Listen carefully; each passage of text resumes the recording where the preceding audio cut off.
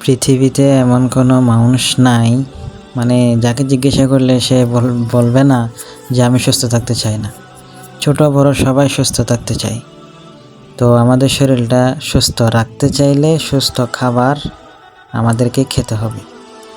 Natural খাবার, প্রাকৃতিক, যেগুলা ন্যাচারালভাবে তৈরি হয়।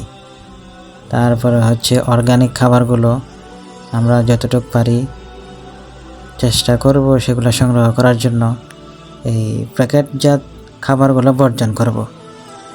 দোকানপাটের মধ্যে যত প্যাকেটজাত খাবার আছে ওগুলোর মধ্যে কেমিক্যাল দিয়ে ওরা এগুলাকে প্রিজারভেটিভ দিয়ে অনেক মারাত্মক কেমিক্যাল দিয়ে ওগুলাকে সংরক্ষণ করে। ওরা একটা জিনিসের 1 বছর মেয়াদ কেমনে দেয়, তো ওটা একটা কেমিক্যাল আছে, নাম বলার দরকার নেই। ওগুলা দিয়ে ওরা এগুলা সংরক্ষণ করে, যার কারণে ওগুলা মানুষ খাচ্ছে আর শরীরে বড় বড় রোগ বাসা বাঁধতেছে।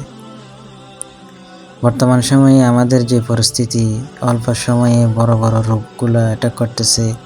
তারপরে হচ্ছে দুনিয়াতে বেঁচে থাকার একটা যে আনন্দ, ফুর্তি, শান্তি, এটা আমরা হারাই ফেলতেছি আস্তে আস্তে।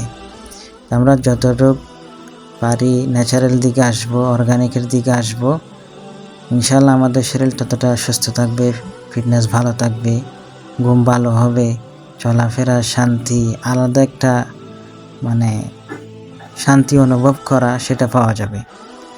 আর হচ্ছে মানসিক যে একটা অশান্তি, ওটা থেকেও মুক্তি পাওয়া যাবে। আমার শরীর যখন ভালো থাকবে তাহলে আমি টেনশন মুক্ত থাকবো, আমার একটা ফুর্তি আনন্দ নিয়ে আমার সবসময় দিনটা কাটবে, এরকম তো সবাই চাই। তো অর্গানিক ফুড সংরক্ষণ করবেন ভালো বিশ্বস্ত প্ল্যাটফর্ম থেকে, যারা সত্যিই, অনেকে আবার অর্গানিক নাম দিয়ে ওখানে তাদের এই টাকার লোভ, অর্গানিক বললে তো সবাই একটু ঝুঁকতেছে।